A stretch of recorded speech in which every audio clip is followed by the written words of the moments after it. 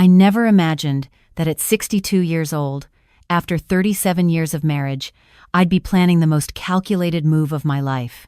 My name is Margaret, and for the past 4 decades, I built my career as a hospital administrator at Mercy General in Duluth, Minnesota. I retired 3 years ago with full pension and the kind of respect that comes from running a tight ship. Robert and I had just finished renovating our lakeside home in Bayfield, the kind of place you see in retirement magazines. Cedar deck, overlooking Lake Superior, a boat dock, and enough space for our 3 grown children and 7 grandchildren to visit on holidays. We'd made it. That's what I thought, anyway, until a Tuesday morning in late September changed everything. I was in the sunroom, working on the annual fundraiser for the hospital's pediatric wing. Even in retirement, I stayed involved. The morning light was filtering through the aspens, turning gold outside, and I had my iPad propped up next to my coffee, reviewing donor lists. Robert had left early for his golf league at the country club. He'd been retired from his accounting firm for 5 years now, and golf had become his religion. Every Tuesday and Thursday morning, without fail, that's when his Apple Watch chimed on the counter. He'd forgotten it after his shower. I glanced over, not really paying attention at first. But then, another notification came through, and another.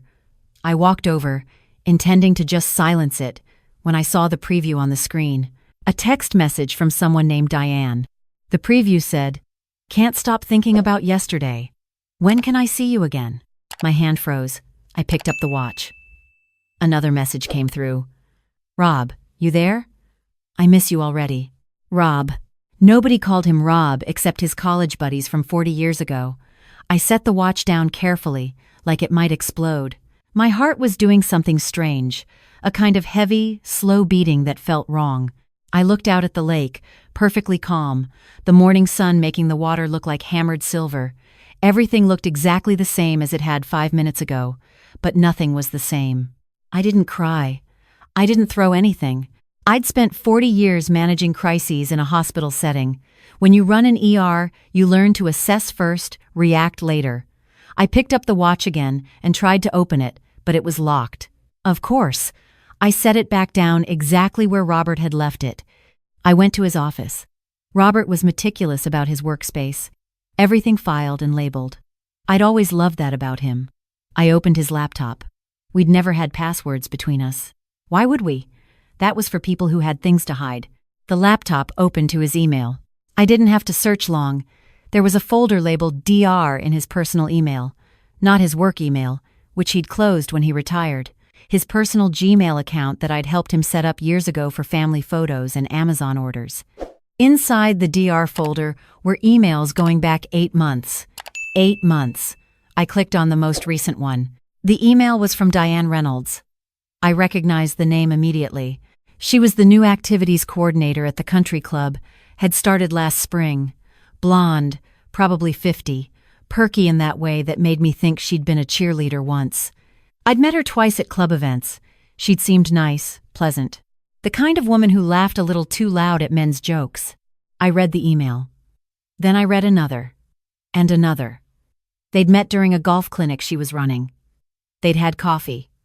Then lunch. Then lunch that lasted until dinner. The emails were detailed enough that I didn't need to read between the lines. They'd been to a bed and breakfast in Ashland. They'd spent afternoons at her condo when her ex-husband had the kids. They had plans to go to Milwaukee together for a weekend when I was supposedly visiting our daughter in Chicago next month. I sat in Robert's leather desk chair, the one I'd given him for his 60th birthday, and I stared at the screen. 37 years. 3 children. 7 grandchildren. We'd buried both our parents together. We'd survived his prostate cancer scare, my hysterectomy, our son's addiction issues, our daughter's divorce. We'd built this beautiful life, and he'd thrown it away for someone named Diane, who dotted her eyes with hearts. But here's what surprised me about my reaction. I wasn't surprised. Somewhere, deep down, I'd known something was off. The new cologne, the gym membership he'd suddenly activated after years of it sitting unused, the way he'd started doing his own laundry, the Tuesday golf league that sometimes ran until 7 p.m., I'd noticed. I'd just chosen not to see. I closed the laptop. I went back to the sunroom. I picked up my iPad and opened our shared cloud storage. We had everything synced. Photos, documents, files. I started downloading.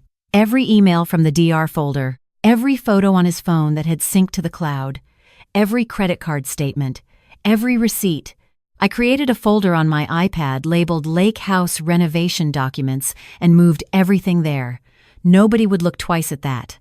Then I did something that felt cold, calculated, and completely necessary. I opened Find My iPhone. We'd set it up years ago after Robert lost his phone at the grocery store. I could see exactly where his phone had been for the past several months. I started taking screenshots. The bed and breakfast in Ashland. An address in Duluth that matched Diane's condo building from her country club bio. A hotel in Superior on a Tuesday afternoon when he'd said he was at a Rotary meeting. I heard the garage door open. Robert was home. I closed everything, cleared my throat, and called out, "How was golf?" He came in through the mudroom, carrying his clubs, face flushed from the morning air. "Great. Shot an 86. Finally broke 90. He kissed my cheek like he always did. I could smell her perfume on his collar. Something floral and young. "You forgot your watch," I said, pointing to the counter.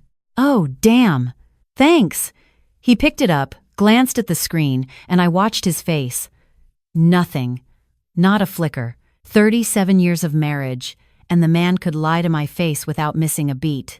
"I was thinking," I said, keeping my voice light, "our anniversary is coming up next month. 37 years.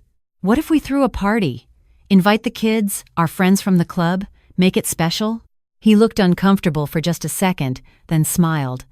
"That sounds nice, Marg, but you know I'm not big on parties." "I know," I said, "but it would mean a lot to me. Just a casual thing. Cocktails on the deck, catered food. Nothing fancy. I'd handle all the planning." He kissed my forehead. "If it makes you happy, sweetheart." Sweetheart. That's what he'd called Diane in one of the emails. "It would," I said. "It really would." Over the next 3 weeks, I became someone I didn't recognize, or maybe I became exactly who I'd always been, just focused in a new direction. When you run a hospital, you learn how to manage complex systems, how to anticipate problems, how to document everything. I approached this situation the same way I'd approached a budget crisis or a staffing shortage, methodically, carefully, with attention to detail. I hired a private investigator. Not a sleazy one from a TV movie, but a retired FBI agent who now did corporate security and private investigation. His name was Tom Chen, and he came highly recommended by our family attorney. I met him at a coffee shop in Superior, 30 minutes from Bayfield, where nobody would recognize me. Tom was professional, efficient, and didn't try to offer sympathy I didn't want. "I need documentation," I told him. "Photos, video if possible, a complete record of their relationship. I need it to be admissible in court." "Planning to divorce?" he asked. "Planning to win," I said. He gave me a small smile. "That I can help with." For 2 weeks, Tom followed Robert. I got daily reports, photos of Robert and Diane having lunch at a restaurant in Ashland, video of them entering her condo building together at 2 p.m. on a Thursday, leaving 3 hours later. Receipts from a jewelry store where Robert had bought her a bracelet. Bank statements showing cash withdrawals that didn't match any expenses I could find. I also met with an attorney, Linda Morrison, one of the best divorce lawyers in northern Wisconsin. She'd handled our daughter's divorce 2 years ago, so I knew she was good. Linda looked over everything I'd compiled. "Margaret," she said, leaning back in her chair, "this is one of the most thoroughly documented cases I've ever seen. You could teach my paralegals a thing or two." "I've had practice managing information," I said. "Minnesota is a no-fault divorce state," she explained, "but infidelity does factor into asset division, especially when marital assets were used to support the affair. These hotel charges, the jewelry, the cash withdrawals, all from joint accounts. We can make a very strong case." "I want the lake house," I said. "It's in both our names, but I want it. Given the circumstances and the fact that you have a strong pension of your own, we can likely negotiate that. What about his pension from the accounting firm? I want my fair share of that too." I supported him through grad school. I moved 3 times for his career before we settled in Duluth. I raised our children while he built his practice. "I'm not walking away with less than I deserve." Linda smiled. "I like working with clients who know what they want. "I've got one more request," I said. "I'm having an anniversary party in 2 weeks. I'd like to wait until after that to file. Can we have everything ready to go?" Linda raised an eyebrow. "May I ask why?" "Because I want one last family gathering before this all blows up. And because I want to see if he'll stand in front of our children and our friends and celebrate our marriage while he's planning to run off with his mistress." "That's actually quite strategic," Linda said. "If he acts lovingly toward you at the party with witnesses present, and then we file shortly after, it strengthens the narrative of his deception." "But Margaret, are you sure you want to do that to yourself emotionally?" "I'm sure," I said. And I was. The invitations went out. Our 3 children said they'd be there. Emily was flying in from Chicago with her 2 kids. James and his wife were driving up from Milwaukee. Sarah, our youngest, lived in Duluth and said she'd come with her new boyfriend. I invited 20 of our closest friends, including 4 couples from the country club. I also invited Diane Reynolds. I did it carefully. I went to the country club for lunch with my friend Patricia, who was on the membership committee. "Patricia," I said casually over salad, "I'm having an anniversary party in 2 weeks. Would you mind helping me spread the word? I want to invite some of the club staff who've been so wonderful to us. That new activities coordinator, Diane, she's been so helpful with Robert's golf schedule. Make sure she knows she's welcome." Patricia, bless her, thought nothing of it. "Of course! How thoughtful of you, Margaret. Diane will be so pleased." I didn't tell Robert I'd invited Diane. I didn't tell anyone except Linda Morrison, who advised me it was risky but potentially very effective. "Just be prepared for any outcome," she warned. "This could go several ways." The morning of the party, I woke up early. Robert was still sleeping. I looked at him in the dim light coming through the curtains. His hair had gone fully gray. He had more lines around his eyes than when we'd met. We'd grown old together. That was supposed to mean something. I got up and started preparing. I'd hired a catering company, but I still had work to do. I arranged flowers from the garden in vases. I set up the bar on the deck. I put out photo albums from our 37 years together. Wedding photos, baby photos, family vacations, graduations, grandchildren. I wanted everyone to see exactly what Robert was throwing away. Robert came downstairs around 9, already dressed in khakis and a polo shirt. "Need help with anything?" he asked. "No," I said. "I've got it under control." He looked relieved. Of course he did. He'd been checking his phone all morning. I'd watched him in the reflection of the kitchen window, texting someone, smiling at the screen. I wondered if he was telling Diane not to come. Or maybe he was telling her to come, thinking I'd never know who she was. Guests started arriving at 4. My children came first. Emily hugged me tight.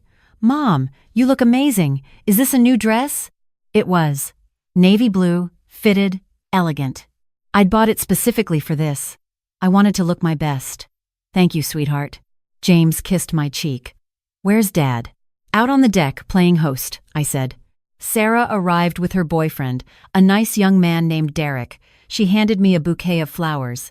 "Happy almost anniversary, Mom. 37 years. That's incredible." "It is," I agreed. "It really is." Our friends arrived in clusters. The Mitchells, the Kowalskis, the Henrys, people we'd known for decades. They brought wine and cards and good wishes.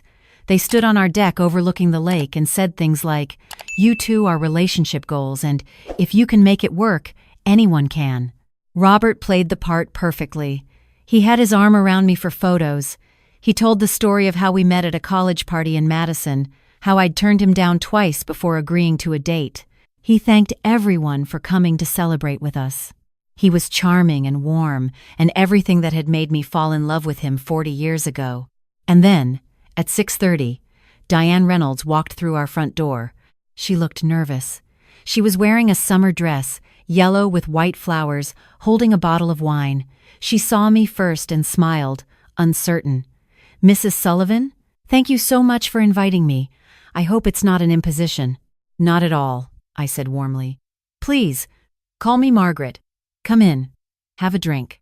I watched her eyes scan the room until they found Robert. I watched him spot her. The color drained from his face so fast I thought he might faint. Our eyes met across the room. He knew. In that moment, he knew that I knew. But here's the thing about 37 years of marriage. I knew him too. I knew he wouldn't make a scene. I knew he'd play along, at least for now, because Robert avoided confrontation at all costs. It's why he'd had an affair instead of telling me he was unhappy. It's why he'd let it go on for 8 months instead of ending his marriage honestly. "Diane," I called out, walking toward her with a drink in hand. "Let me introduce you to some people. This is my daughter Emily, and my son James, and my youngest Sarah." Diane shook hands, made small talk, laughed at the right moments. She kept glancing at Robert, but he'd positioned himself on the far side of the deck, deep in conversation with Tom Mitchell about something intensely boring. He was hiding. At 7 o'clock, I clinked my glass. "Everyone, can I have your attention for a moment?" The deck grew quiet. 40 people turned to look at me. My children, my grandchildren, my friends, my husband, his mistress. "I want to thank you all for coming tonight," I said. My voice was steady. 37 years ago, I married my college sweetheart. I thought I knew him completely. I thought we'd built something that would last forever. I paused. I was wrong about some things, but right about others. Robert's face had gone from white to red. Emily looked confused. James was frowning. "I learned something important these past few weeks," I continued. "I learned that the life you think you have and the life you actually have can be two completely different things. I learned that people can keep secrets for months, even years. I learned that sometimes the person you trust most in the world is the person you should trust least." "Mom?" Sarah said quietly. "What's going on?" I looked directly at Diane. She'd figured it out now. She was backing toward the door. "I also learned," I said, "that I'm stronger than I thought, that I don't need to accept betrayal just because it comes from someone I've loved for almost 40 years. That I deserve honesty and respect, even at 62 years old." "Margaret," Robert said, his voice strangled, "can we talk about this inside?" "No," I said. "We can't. Because you had 8 months to talk to me, Robert. 8 months while you were seeing Diane Reynolds. 8 months while you were taking her to bed and breakfasts and buying her jewelry and planning trips with her. You had 8 months to be honest with me, and you chose to lie every single day." The deck was silent. Emily's hand was over her mouth. James looked like he might punch his father. Patricia, my friend who'd helped me invite Diane, looked stricken. "I have 3 things to say," I continued. "First, to my children, I'm sorry you had to find out this way, but I wanted you here, surrounded by the truth of our family, before everything changes. Second, to our friends, thank you for 37 years of love and support. I hope you'll continue to be my friends through what comes next." I turned to Robert and Diane. "And third, to the 2 of you, my attorney will be serving divorce papers on Monday morning, Robert.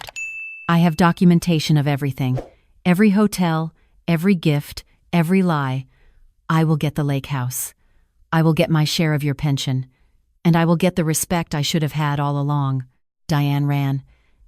Actually ran out the front door to her car. I heard tires squealing on gravel. Robert tried to speak. "Marg, this isn't... We can fix this." "No," I said. "We can't, and I'm not interested in trying." He left then too. Walked into the house, grabbed his car keys, and drove away. I stood on the deck, surrounded by stunned faces, and took a long breath. Emily came to me first. She wrapped her arms around me and started crying. "Mom, I'm so sorry. I had no idea." "I know, baby. Neither did I, until 3 weeks ago." James was pacing, furious. "I can't believe him. After everything you've been through together, after everything you sacrificed for us, for him." Sarah just held my hand. "What do you need, Mom? What can we do?" "Stay for a while," I said. "Eat the catered food, it's already paid for, and help me toast to the truth." Patricia came over, tears in her eyes. "Margaret, I'm so sorry. I had no idea when I invited her. If I'd known." "It's not your fault," I said. "And honestly, I wanted her here. I wanted everyone to see the truth at the same time." We did stay. We ate the food and drank the wine. People didn't quite know what to do, but they rallied around me. The women hugged me and said things like, "You're so brave, and I would have done the same thing." The men looked uncomfortable but shook my hand and muttered about loyalty and honor. By 9 o'clock, Everyone had left except my children. We sat on the deck as the sun set over Lake Superior, painting the sky orange and purple and gold. "What happens now?" Emily asked. "Now," I said, "I start over. At 62 years old, I start a new chapter." "Are you scared?" Sarah asked. I thought about it. "No," I said honestly. "I'm angry. I'm hurt. I'm sad for what I thought we had, but I'm not scared. I spent 40 years managing a hospital. I can manage my own life." The divorce took 4 months. Linda Morrison was as good as her reputation. Robert tried to fight for the lake house, but the evidence of his affair was overwhelming.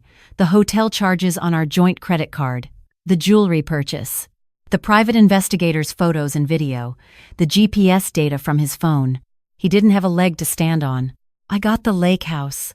I got half of his pension. I got a generous settlement.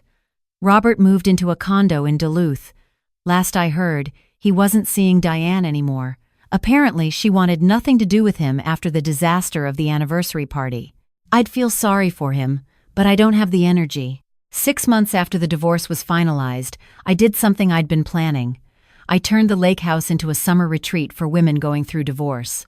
I had the space, I had the time, and I had a story that I could share to help others. 3 weekends a summer, I host groups of women who need a safe place to heal, to plan, to find their strength. My children worried at first that I was dwelling on the past. But Emily came to visit one weekend when a group was here. She sat on the deck and listened to me talk to 8 women about documentation and attorneys and self-worth. Afterwards, she hugged me. "Mom," she said, "I've never seen you like this." "Like what?" "Free. You look free." And that's exactly what I am. At 63 years old, after 37 years of marriage, after 40 years of building a career, I finally learned the most important lesson. You're never too old to start over, and you're never too old to choose yourself. I look out at the lake now, at the morning sun making the water shine, and I think about that Tuesday morning when Robert's watch chimed on the counter. I think about the woman I was before that moment and the woman I became after. They're not the same person. The woman I am now wouldn't have stayed quiet for 37 years. She wouldn't have accepted less than she deserved. She wouldn't have made herself smaller to make someone else comfortable. But that woman needed the old me to become who she is. Every experience teaches you something. Every betrayal shows you your own strength. Every ending is also a beginning. I'm grateful for the life I had.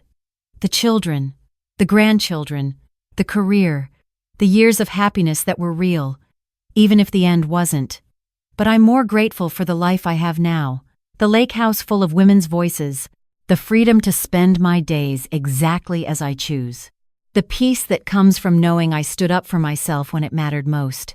Robert texts sometimes. Apologies, explanations, requests to talk. I don't respond. There's nothing left to say. We had 37 years to build something lasting, and he chose to tear it down. I'm not interested in helping him rebuild his guilt into something he can live with. That's his work to do, not mine. I've learned that forgiveness doesn't mean reconciliation. I can forgive Robert for being human, for being weak, for making terrible choices. But I don't have to let him back into my life. I don't have to make it easy for him. Some bridges, once burned, should stay ashes. Last week, one of the women at my retreat asked me if I ever regretted the way I handled it. The public revelation, the calculated exposure, the dramatic anniversary party that became something else entirely. I thought about it honestly. No, I said. I regret that it had to happen at all. I regret the years I wasted not seeing the truth, but I don't regret standing up for myself. I don't regret showing my children what it looks like to refuse to accept betrayal. And I don't regret making Robert face the consequences of his choices in front of everyone who told us we were relationship goals. Because here's the truth. Nobody tells you about long marriages. They're not valuable just because they're long. They're valuable because they're built on honesty and respect and mutual commitment. When those things disappear, the length of the marriage becomes meaningless. 37 years of lies is worth less than 1 year of truth. I'm building a life based on truth now. Truth about who I am, what I want, what I'll accept and what I won't. It's smaller in some ways, quieter, but it's entirely mine. And that makes it worth more than anything I had before. The sun is setting over the lake again. My grandchildren are arriving tomorrow for a long weekend. Emily's bringing her kids, and Sarah's bringing Derek, who might propose this summer. I'm making dinner, setting up the guest rooms, getting the boat ready for adventures. This house, this beautiful house that Robert wanted to divide and sell, is full of life and love and laughter again. Just different life, different love, different laughter. And that's exactly as it should be.